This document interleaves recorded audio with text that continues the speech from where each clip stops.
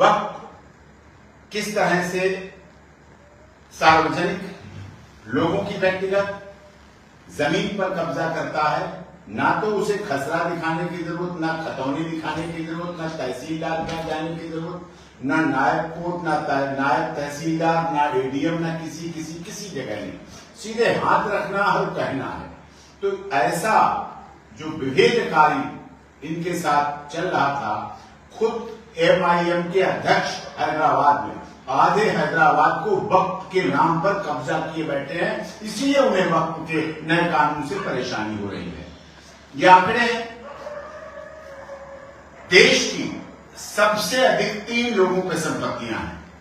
Number 1 पर भारतीय rail, जो दुनिया के सबसे बड़ा रेल उपक्रम है, और गुवाहाटी, चौपाटी, कन्याकुमारी, कश्मीर से लगभग हर छोटे बड़े शहर को, बड़े शहर तो नहीं, सबको जोड़ने का काम करती है।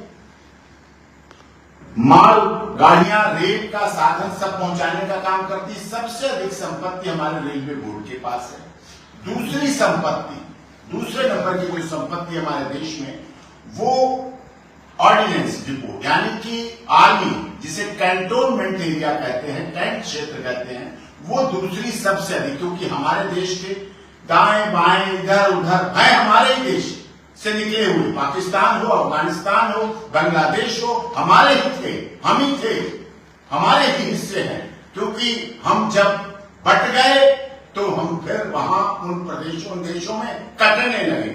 और ये आंकड़ा है, पाकिस्तान में 14 अगस्त की जो विभाजन की विभीषिका हुई, उस समय हिंदुओं की कितनी आबादी थी, आज वहां कितनी आबादी रह गई। वहां कितने प्राचीन मंदिर थे, आज वहां नगण्य मंदिर रह गए, 0 नंबर पे जा रहे मंदिर। बांग्लादेश में अभी आपने देखा 1 करोड़ हिंदू वहां कैसे काटा गया, मारा गया।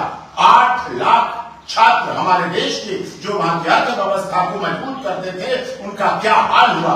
और उनकी सभ्यता तो यह है, उन्होंने अपनी प्रधानमंत्री के ही अंडरगारमेंट्स को लहराने का काम किया, ये उनकी सभ्यता है। तो हमारी दूसरे नंबर की जो संपत्ति है, ऑर्डिनेंस डिपो, कैंटोनमेंट, क्योंकि भारत को सुरक्षा के लिए, भारत माता का राष्ट्रीय ध्वज लहराने के लिए सुरक्षा में सबसे अधिक खर्च करना पड़ता है, इसलिए दूसरे नंबर की संपत्ति है सेना के पास। लेकिन दुख के साथ कहना पड़ रहा है, जिस वक्फ बोर्ड का कभी भारत के उत्थान में 1% नहीं रहा, जिस वक्फ बोर्ड का योगदान कभी अस्पताल में नहीं, कभी स्कूल में नहीं, कभी आईआईटी कॉलेज में नहीं, कभी एम्स में नहीं, कभी यूनिवर्सिटी में नहीं, कभी खेलों के लिए नहीं, कभी पशुओं के चारागाह के लिए नहीं, किसी के लिए नहीं रहा, उस वक्फ बोर्ड के पास इस देश की सबसे अधिक तीसरे नंबर की संपत्ति जमीन है। ये कितने दुखद का विषय, कितने दुख का विषय है। हमारे राजाओं की, राजस्थान या किसी क्षेत्रों के, आज भी राजाओं के महलों में अदालतें चल रही हैं, एडीएम के ऑफिस है, डीएम के ऑफिस है, कलेक्ट्रेट है, कमिश्नरेट है, जेलें हैं। कितने भवन हमारे देश के राजाओं ने 650 रियासतें दे दी, और वो देश के लिए दे दी। आज भी उनके हैं परिवार के लोग, उनकी यादगारें हैं। माननीय मोदी जी उनके लिए कार्य करने जा रहे हैं, यादगारों के लिए बनाने जा रहे हैं गुजरात में, राजस्थान में, वो एक अलग विषय है। लेकिन सबसे अधिक तीसरे नंबर की संपत्ति वक्फ बोर्ड के पास होना, और उनका इस देश के विकास में, इस देश के उत्थान में, इस देश की गंगा जमुनी सभ्यता के लिए, इस देश के भाई और चारा के लिए कोई योगदान कभी नहीं रहा है। तो इसलिए वक्फ बोर्ड का ये नया कानून बहुत अति आवश्यक और महत्वपूर्ण है।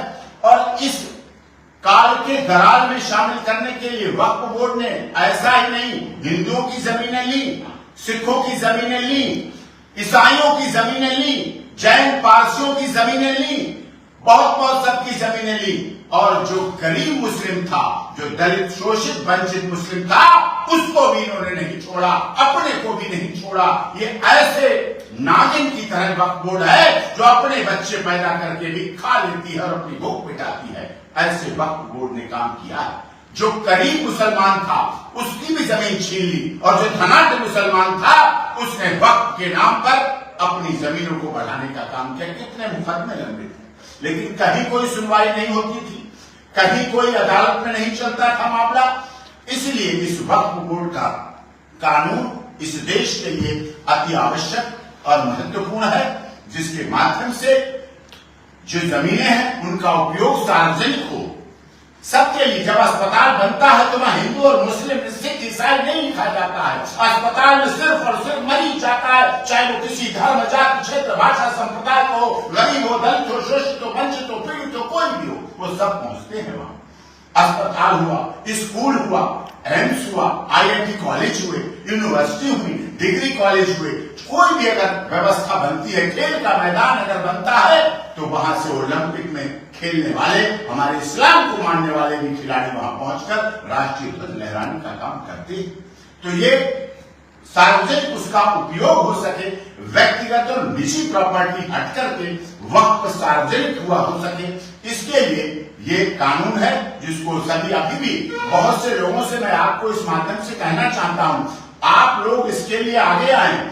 जिन जिन की जमीनें सुनी है, दबी हुई हैं, छीन ली गई, जिन पर कभी अभी तक कार्रवाई नहीं हो पाई, वो अपनी कोर्ट की प्रोसीडिंग करें, अपने अधिवक्ताओं से मिले, जिला स्तर पर मिले, राज्य स्तर पर मिले, प्रांत स्तर पर मिले, केंद्र स्तर पर मिले, क्योंकि आज अगर खामोश रहे तो कल सब कुछ लुट जाएगा। आपके अपने घरों पर भी वक्त का निशाना है, आपकी अपनी प्रॉपर्टी पर भी वक्त का निशाना है, और ये दुखद होगा फिर जब आप जगेंगे, तब तक बहुत देर हो चुकी होगी। इसलिए अवसर है कि आप लोग इस पर ध्यान दें।